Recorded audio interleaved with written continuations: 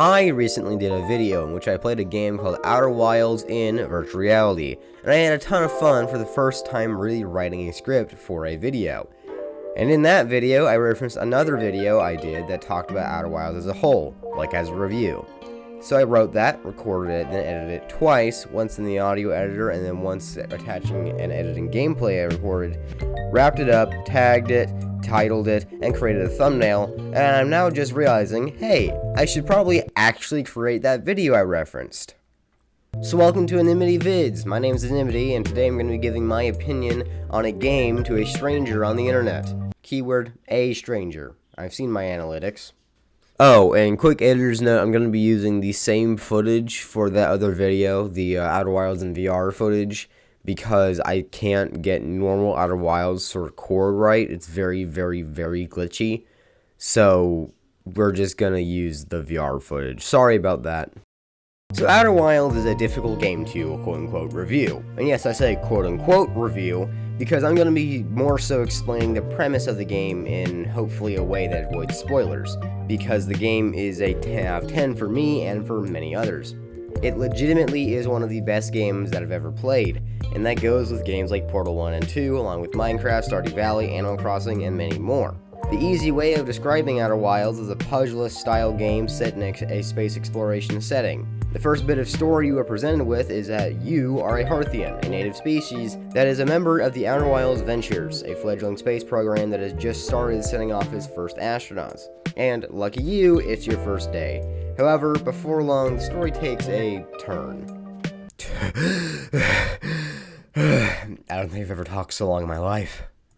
I mentioned in my other video something that I think might be the only way to describe Outer Wilds. The game doesn't have a linear or rather physical change or progression, rather the only progression is knowledge. In fact, the entire game can be beaten in 22 minutes or less even. You could, in theory, go to a friend's house, download the game for the first time ever on their console, load it in for the first time on that console, then beat the game in 22 minutes.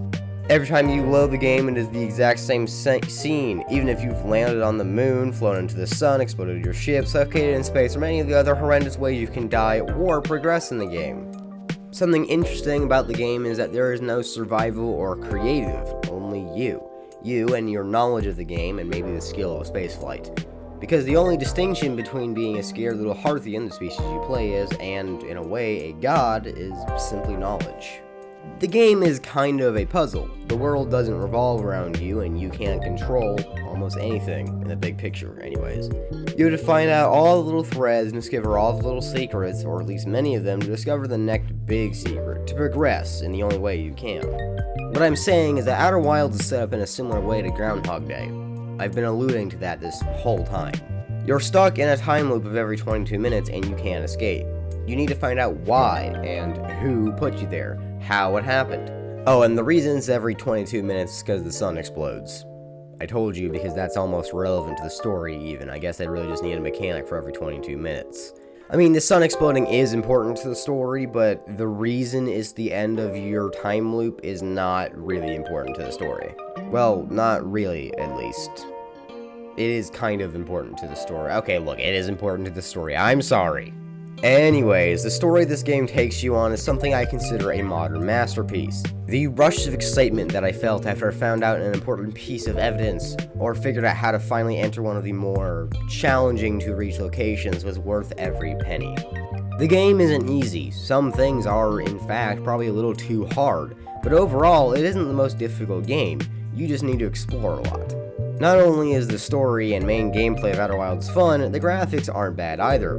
While it isn't RDX ray tracing, or frankly super realistic at all, the game does have a slightly cartoonish art style that fits it well, and that can look beautiful in its own right. It's hard to continue to explain how incredible this game is without actually delving into it, so I'm going to go ahead and tell you to suck it up now and just buy the game. It doesn't matter if you are on Xbox, PC, PlayStation, or Nintendo Switch, the game should be equally fun. Although if you are on Switch, I recommend upgrading to something that can actually handle newer games like Outer Wilds a bit better. But to be frank, I personally have never played Outer Wilds on a Switch. I just know its performance usually isn't the best for mildly hard to run games. Oh, and for PC users like me, a controller is required for a certain section of the game, but the majority of it you can just use a mouse and keyboard. Performance-wise, the game runs smoothly on my PC, and it ran fine on my 8-year-old and counting Xbox One as well.